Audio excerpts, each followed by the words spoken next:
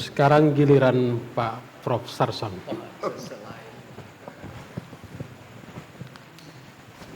Terima kasih.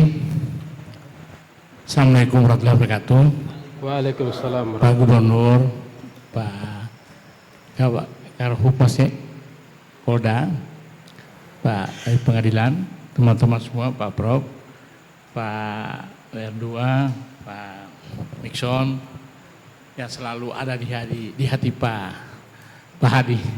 Ya, Bapak Ibu yang saya hormati, saya selalu diberi kebahagiaan Pak Hadi itu di detik terakhir. Nampaknya sudah ngantuk semua ini. Tapi siapa tahu ada yang membangkitkan semangat kita lagi sebentar. Oke, Bapak dan Ibu, saya fokus saja pada masalah yang sudah disampaikan tadi. Saya melihatnya dua perspektif.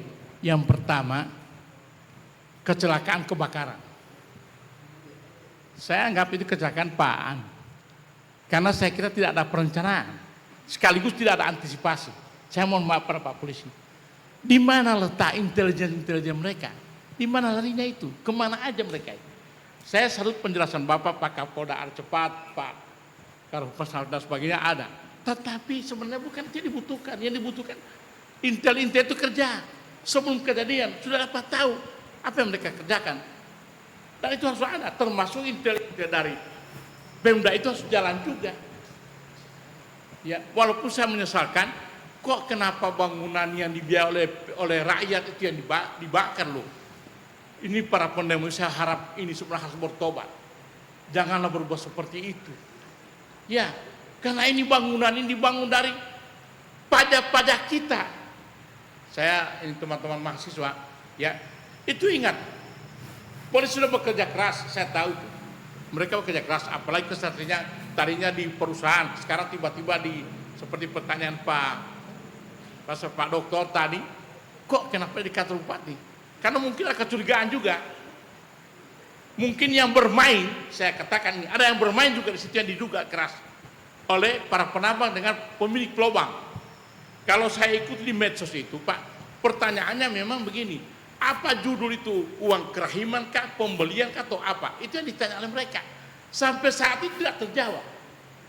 Kalau saya ada diskusi, jangan sampai besok itu mereka akan demo lagi, Pak Desmond ini. Mereka akan, karena sudah ada kabar dari yang tadi akan macet jalan Polda itu, mereka tapi mudah-mudahan hoax itu. Saya berharap hoax, walaupun yang tadi yang tidak dilarang penjualan itu saya merasa itu bukan hoax. Ada fakta-fakta juga yang boleh tapi memang tidak ada pernyataan dari Kapolda, Wakapolda, maupun dari Pak Kabid Humas. Tetapi itu kejadian nyata itu. Saya punya keluarga yang di Puhwat itu yang datang ke saya. Dia kebetulan punya toko juga di sana. Ada 2 toko yang dia punya. Sos tengah wat kason ini mau jual. Orang bajual mas saya sos tengah wat. Kenapa? Dorang jaga rahasia no. Bukan larang, tapi rahasia. Beda rahasia dengan larang. Kalau larang memang secara oral bisa disampaikan atau secara tertulis. Tapi rahasia, orang melihat polisi kalau hal yang begitu, pasti mereka takut. Tapi ini bukan, saya tidak punya fakta nyata Pak Polisi, jangan sampai besok saya ditangkap ini. Saya takut juga. Tetapi ini fakta yang kita dapatkan. Ya, oleh sebab itu sekali lagi saya Pak prihatin dengan terbakarnya kantor bupati itu. Saya serah ke edukatif, kami dari pendidikan itu gagal mendidik karakter. Sebenarnya para pendemo itu kita didik juga. Bagaimana mereka demonstrasi secara berkarakter, tidak merusak, tidak anarkis, apalagi membakar itu gedung-gedung pemerintah, Pak. Kita punya pajak itu yang dia pakai itu Pak. Mungkin ada juga yang tertawa karena para pimprov tim proyek baru ini membangun bupati baru. Itu Pak Gubernur yang pusing, para pimprov mungkin Polri ini. Mudah-mudahan tidak ditangkap saya. Ya bisa saya terjadi itu Pak. Mungkin solusi akan dibangun, kan tidak boleh. Itu kantor pelayanan. Itu dibangun lagi dari pajak kita lagi. Pajak. Dan ini saya lihat Pak, kata kuncinya ada Gorontalo yang dilupa oleh Pemda ini. Tadi mediasi. Saya wono opih lolo iya, jatuh do iya. Ini yang budaya itu perlu kita pelihara. Kita membicarakan masalah lembaga adat, dewan adat sebagainya. Tapi ini sebenarnya penguatan itu yang sudah tidak ada. Sekarang sudah berubah. Onja doi, onja todoi, open boleh operoi ada botoloi. Kan masalahnya sekarang sudah berubah. Padahal di Gorontalo itu Pak, coba diperkuat itu. Kita ini masih Gorontalo semua. Wono operoi iya. Saya itu biar bicara dengan teman-teman, walaupun saya misalnya kita dianggap ada punya duit, tapi kalau ketika kita bicara dengan bayar, hidup mah dibayar Pak. Ya, termasuk saya bicara di sini tidak pernah dibayar, tapi tidak apa-apa. Ini kan hobi saja. Kalau saya hobi, saya biasa bicara. Kalau saya hampir tiap hari bicara juga pada mahasiswa saya, karena habis. Tapi itu memang kata kuncinya di situ Pak. Lo talau botie, karena jalan piu lo iya. Wah mungkin malah tahi pedih wadohiya. Karena itu saja. Kalau saya lihat dialog antara ketua DPR dengan sampai baku panas itu, baku togi meja, saya lihat tak ada. Padahal kita harus bersyukur Pak, masyarakat cuma nuntut untuk mereka dapatkan itu yang 2000 lebih itu. Cuma itu mereka tuh, coba bayangkan mereka tidak kasih, pokoknya memangnya investor kapan mereka ada di Gorontalo, semua jadi milik mereka itu. Saya sendiri rasa miris, kita sudah lama-lama sini tidak dikasih izin untuk bisa olah itu, cuma investor baru datang 1-2 hari, mereka sudah boleh menguasai itu. Ini kan Abu Nawas. Mohon maaf Pak, saya sebagai akademis ini, saya bicarakan. Karena sesungguhnya, karena undang-undang, bumi, air, dan semua itu dikuasai pemerintah, tapi dimanfaatkan sebesar-besarnya oleh untuk masyarakat. Kenapa paradigma dirubah? Tidak dirubah. Bahwa dikuasai oleh rakyat, kalau ada apa-apa, pemerintah ambil alih. Saya khawatir suatu saat di rumah saya itu ada emas, suatu saat akan diambil pemerintah tanah saya. Kan itu sekarang, itu juga perlu diwaspadai Pak.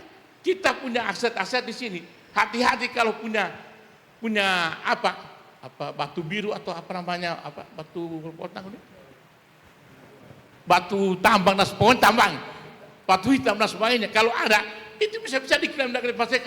Ini bukan anak punya, ini pemerintah punya. Dan itu sudah terjadi di mana-mana, termasuk di Rempas. Bayangkan di Rempas itu sudah ratusan tahun mereka tidak diakui. Coba paradigmanya dirubah. Tadinya paradigma harus begini, dirubah, kasih sertifikat. Kenapa tidak?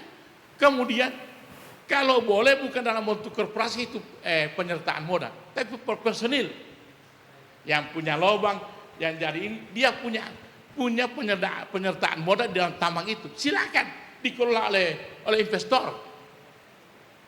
Tetapi mungkin masing-masing orang diberi berapa persen dia, berapa persen dari hasil keuntungan dividennya berapa dia dapat, sehingga itu menjadi tiap bulan tiap dia tiap bulan mudah-mudahan bertambah lagi emas, saya bisa dapat lagi. Coba Bapak kita bisa bayangkan, mereka investor, memang betul investor, tapi kapan mereka datang itu kata menempati tanah itu? Orang Gorontalo sudah lama menempati tanah itu diusir-usir, dikasih uang kerahiman. Ini kan tidak logis sebenarnya. Harusnya mereka diikutsertakan. Makanya saya katakan tadi, wono pielo iya mani, penjatuh doia. Saya membayangkan kemarin itu kita bicara tentang penambangan di Suwawa. Itu sekarang aman-aman, alhamdulillah. Di Suwawa itu aman-aman. Kita tidak tahu apa yang di belakangnya, kita cuma menduga-duga saja. Tapi saya mudah-mudahan bukan hoax. Ya Pak Polisi, kan hoax ini memang mencelakakan Pak, mencelakakan betul. Bahkan sekarang beredar, jangan-jangan di tambang itu ada juga saham-saham dari para pejabat. Jangan-jangan politik. Saya katakan pun jangan-jangan. Saya tidak diklaim besok saya masuk ke Polda. Mohon maaf Pak Desmond ini, kalau diperiksa saya. Itu yang saya khawatirkan. Jangan sampai, kenapa sasarannya kantor bupati? Saya Pak, karena kita orang-orang akademis biasanya memang untuk mencari kebenaran diawali dengan dugaan, hipotesis. Walaupun kadang-kadang itu prasangka. Sebenarnya dalam Islam tidak boleh berprasangka. Tapi kalau dalam ilmu, kita prasangka dulu. Ilmu itu muncul dari prasangka. Bintang ini begini, itu mulai dari prasangka, baru itu diteliti. Penelitian Pak Amir tadi dia kata itu mulai dari prasangka, walaupun bahasa ilmiahnya hipotesis. Tapi sesungguhnya itu prasangka. Dan biasanya prasangka itu buruk dan baik. Kan begitu ya? Nah, Ino kan kantor bupati Pilo boleh mengoleh uti. Dia soalnya mungkin ti bupati kalau tidak tanung lolo, misalnya. Kan kita bisa hipotesnya kan, boleh hipotesis uti. Dengan mak ketua DPR teh bupati yang mengoli, india tiap lebih besar balik propakat pengaget. Kita orang tidak memberikan marta dia untuk menganukan. Tapi kenapa dia seakan-akan padahal sebenarnya ketua DPR tidak membela kasihan. Kalau saya lihat dari narasi nasihatnya katanya, dia membela itu. Dia betul-betul membela rakyatnya. Cuma kan ini persepsi. Dan sekarang Pak Bapak dan Ibu, kebenaran itu dibangun oleh persepsi. Bukanlah dibangun oleh kenyataan. Kalau dalam ilmiah jika maka. Sekarang makanya sudah persepsi. Coba lihat orang-orang di Facebook, di media sosial. Dia walaupun zaman Nabi cerita karena sudah banyak akan dikirim dan sebagainya, sudah jadi benar, apalagi kan sudah di-share orang-orang lain. Dan itu jadi pengetahuan yang kadang-kadang siapa di dalam mengikuti medsos itu, hati-hati juga ini, miapol peeta. Tapi itulah perkembangan dengan adanya medsos itu yang terjadi. Makanya asumsi, dugaan dan sebagainya itu memang harus ditanggung. Ya itulah pemerintah, seperti Pak Karim tadi. Cari solusi. Ya silakan Bapak Ibu cari solusi. Karena memang Bapak Ibu yang digaji untuk itu, kami cuma mengkritisinya. Ya itu ya. Jadi sekali lagi mengenai masalah yang terbakar itu, kita menyesalkan tindakan. Dan pertanyaan yang terakhir adalah, kapan investor memiliki tanah di sana? Dan kenapa mereka diberikan? Kenapa bukan masyarakat yang diberikan izin untuk mengelola itu? Kalau cuma masalah lingkungan, edukasi mereka. Bagaimana mengelola emas yang baik? Saya kira kalau masyarakat diedukasi, Pak, kalau mereka tidak melakukan yang baik, usir. Dan itu boleh, polisi biar pakai tangan, saya setuju. Asalkan mereka sudah diedukasi. Harus begini menambah, harus begini. Kemudian kan soal pajak, setiap kali penjualan tarik pajak, asalkan pajak yang korupsi lain. Itu kata kuncinya. Awal pehlolo ya, sekali lagi saya kembali pada tadi. Budaya, ono pehlolo iya atau iya. Ya, itu kata kuncinya. Saya lihat di dua ini yang hilang. Tadi Pak Nixon komunikasi, Pak Medias dan sebagainya. Sebenarnya kata kunci di situ. Coba sih.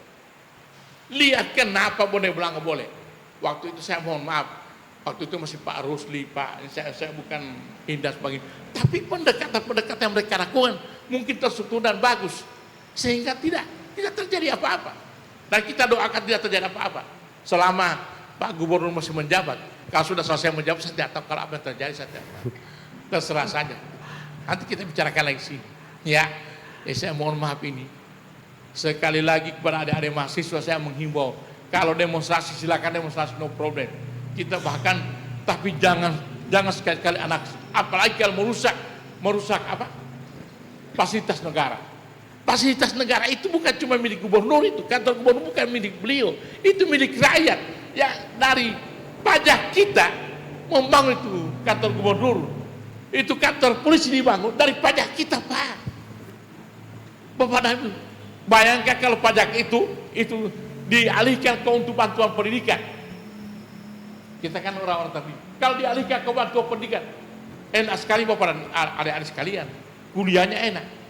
Ya, kalau dialihkan ke pendidikan, ini kan baru sekian persen pendidikan. Kita berharap ke depan 50% pendidikan untuk di dalam APBN. Walaupun dalam undang-undang cuma 20% pun kan itu kan besar. 50% karena itu tugas negara secara konstitusional mencerdaskan anak bangsa dan mensejahterakan anak bangsa. Itu tugas konstitusional pemerintahan. Wassalamualaikum warahmatullahi wabarakatuh.